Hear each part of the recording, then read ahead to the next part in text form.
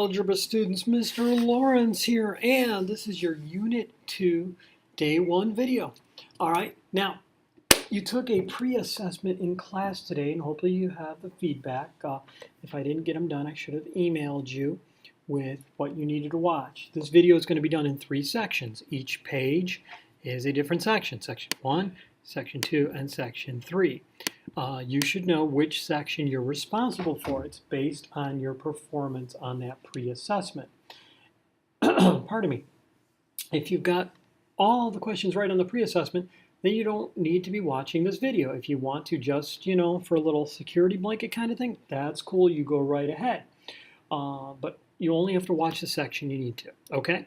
So here's section 1, talking about solving one-step equations. Now, if you had trouble with these, you're probably going to need a lot of work to be successful in algebra because this is fundamental. This is like the building block, the cornerstone. We solve tons of equations in here, and first semester it's all linear equations, so you have to be really good at this. And so the first thing we're going to do is we're going to go through some questions. And I'm going to ask you, you're going to want to write these questions down as you take notes on this videos. What is my goal? Question number 1, what is my goal? And your answer is always to get the variable alone, okay? The second question is, what numbers are keeping the variable from being alone? And if you look at problem number 1, there's a 3 keeping it from being alone, right? It's on the same side of the equal sign. We want the equation just to say x equals, or w equals, or p equals, or whatever the variable is. Over here on 2, what variable is, or what number is keeping the variable from being alone? Well, it's the 4. Okay, so the first question is, what is my goal to get the variable alone? The second question is, what number is keeping the variable from being alone? The third question you ask yourself, and you ladies and gentlemen are so smart, you should pick up on this pretty quick. You won't have to go through these questions all the time. You do it a few times, you'll know it, and then you'll be able to just work them out. Okay, the third question is, how is that number attached to the variable? Make sure you get these questions down in your notes. Well, when in problem number 1, you see a number next to a variable, that means multiply. You should have learned that last year. Okay. And on problem number 2, this is a fraction bar, but a fraction bar implies division. So the 3 is attached by multiplication to the x. And in problem number 2, the 4 is attached by division. Okay. And the fourth question I'm going to ask myself is, what is the inverse operation? In other words, what operation will cancel that out? Well, the inverse of multiplication is division. And so on problem number 1, I'm going to divide both sides. Notice I use a fraction bar. I do not do this. No, no, no, no. This is not an arithmetic class. This is an algebra class. Do not do this. I told you, I didn't tell you, I had a student last year that refused to do it. He wanted to do it his way, and he said he could get the right answer, and most of the time he didn't. And he ended up getting C's, and his parents were very displeased, I think, with me. But the reality was, he wouldn't be willing to do the problems algebraically. He always wanted to do them arithmetically. The reason arithmetic doesn't work is it can't get specific enough. Algebra allows us to get more specific. You don't see it in simple problems like numbers 1 and 2. But as we go on, arithmetic will not help you. Guess and check will not help you very much. You need to understand your algebra. So back to problem number 1. The 3 is attached by multiplication, so I'm going to divide. What do I divide by? Well, I divide by the number I'm trying to cancel out. So I divide by the 3. But if I do it to one side of the equation, I have to do it to the other. Okay, so over here on the left-hand side, the 3's cancel. 3 divided by 3 is 1, leaving simply an x. Okay, over here on the right-hand side, 12 divided by 3, yeah, that's how you read that fraction. 12 divided by 3, or 12/3, is the same as 4.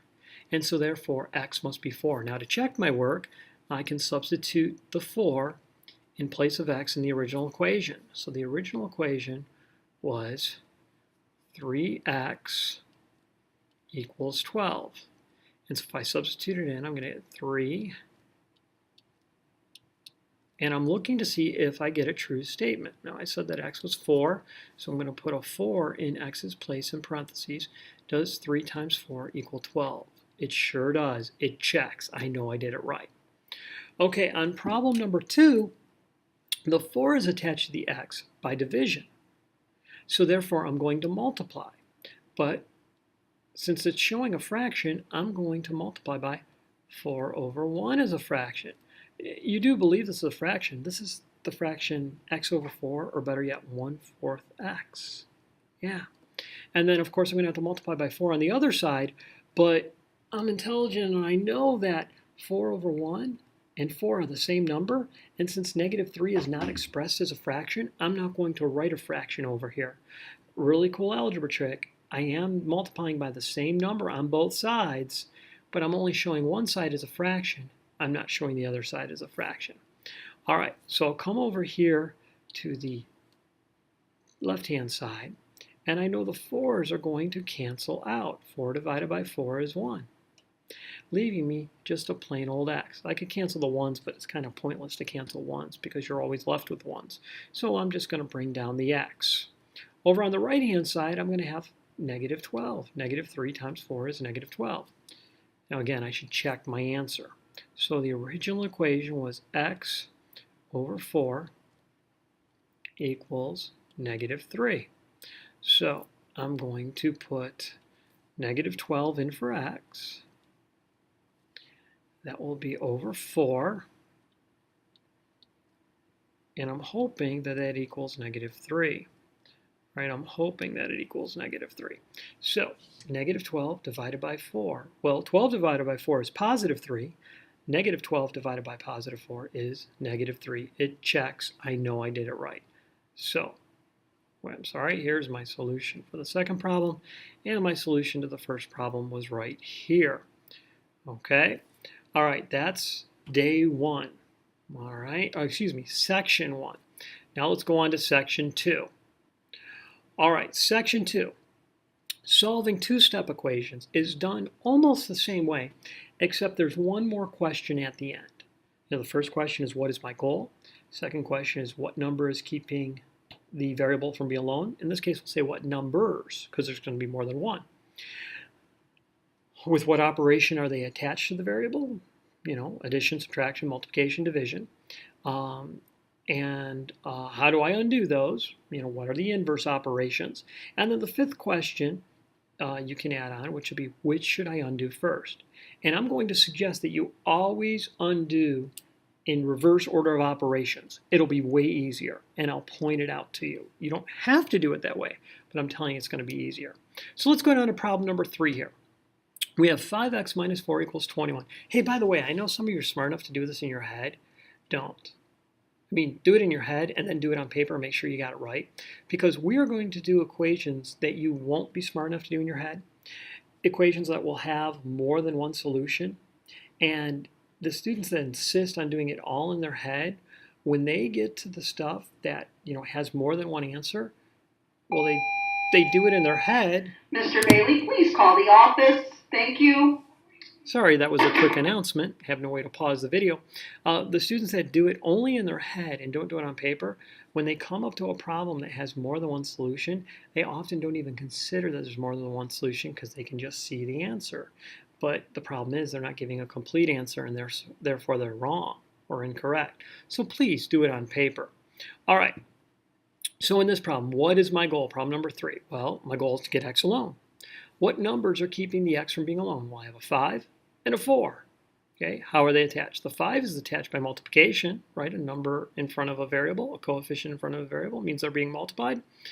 And the 4 is attached by subtraction. How do I undo those? Well, I'm going to use division to undo multiplication, and I'm going to undo subtraction with addition. Those are the inverse operations. Now, which should I undo first? And I'm always going to suggest that you work reverse through the order of operations. You undo subtraction and addition before you undo division and multiplication. I call it listening to Saddam. Okay, now you don't have to. You could undo the division first here, which means you're going to, undo the multiplication, which means you're going to divide. But what's going to happen is most of you are going to go like this. And you're not going to realize that you actually have to divide in all 3 places. It's actually the distributive property. It doesn't look like it, but that's what's happening. Okay, now furthermore, if you divide first, you often have to deal with ugly numbers like 4/5 and 21/5. I don't want to do that. Okay, so watch what happens if I undo the numbers according to the inverse order of operations, reverse order. Okay, so normally I do multiplication before I do subtraction.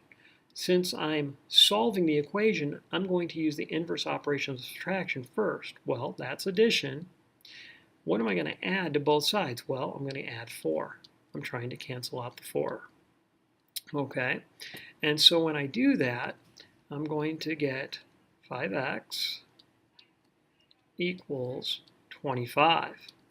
Now I'm down to a one-step equation, and the 5 was attached by multiplication, therefore I'll be dividing. I have to do it to both sides, and then x is going to equal 5.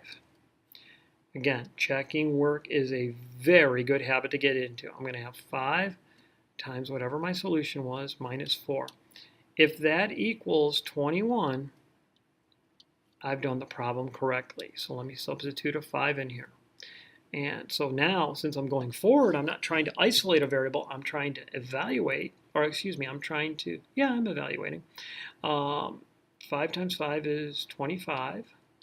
And 25 minus 4, sure enough, is 21.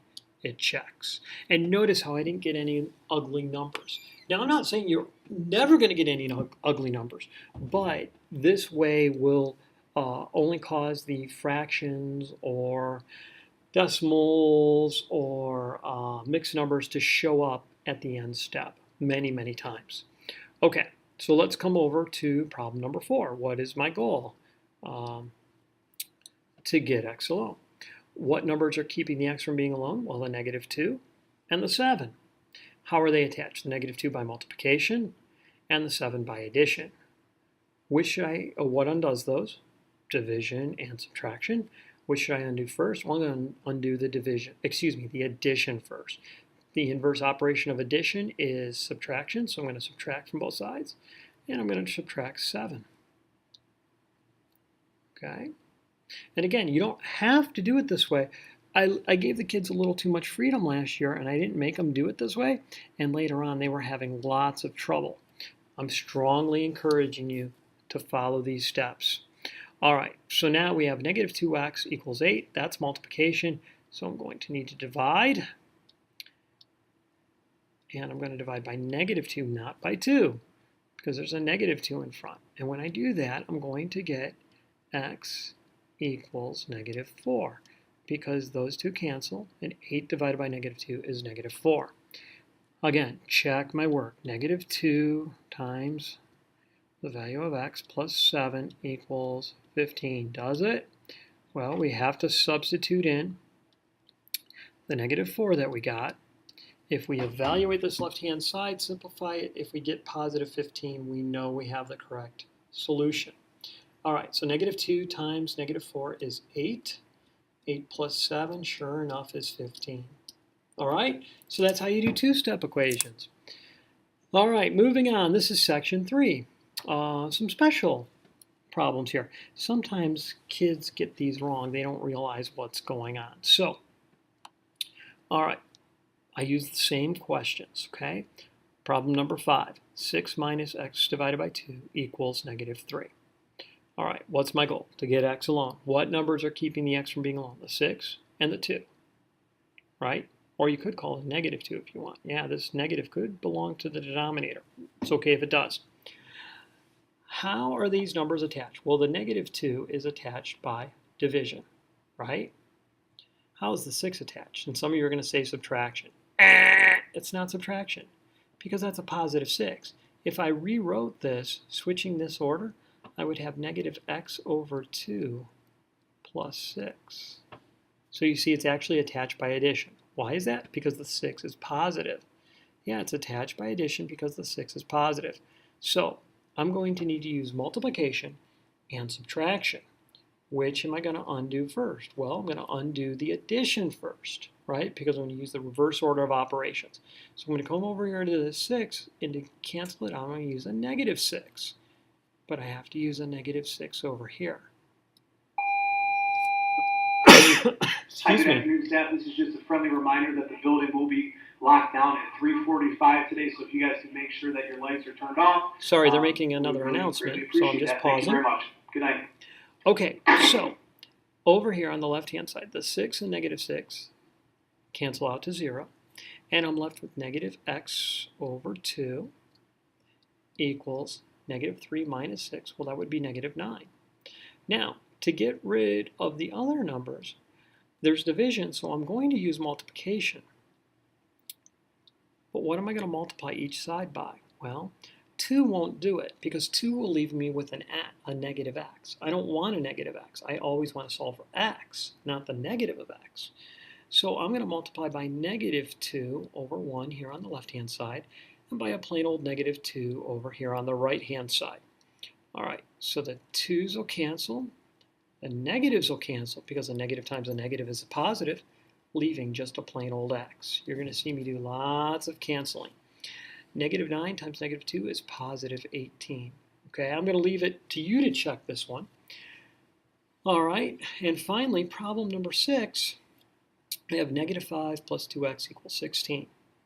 All right, well, I have a 2 attached by multiplication, a negative 5, it's attached by subtraction. Why is it? Because the 5 is negative, right?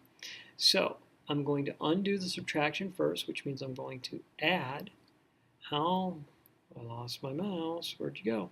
How much am I going to add each side? Hopefully you're answering the question saying 5, right? Okay, so now those are going to cancel, leaving me with 2x equals 21. Now, I got to caution you here. Some of you know it's not going to be an even answer. Don't just run to decimals. Don't be fraction win. Fractions can make math easier, and I'm going to show you how, okay? Maybe not in this problem, it won't be any big deal, but in other problems, using fractions can often be smarter than using decimals because it'd be less work. All right, so I have 2 times x, so I'm going to have to use division, the inverse operational multiplication, and divide by 2 on both sides, and I'll get x equals 10 and 1/2, right? Okay, you could say 10 and 5/10 if you like, you know, the decimal. It's not wrong, but 10 and 1/2 is okay. 10 and 5/10, yeah, 10 and 5/10 is okay. You could even say 21/2.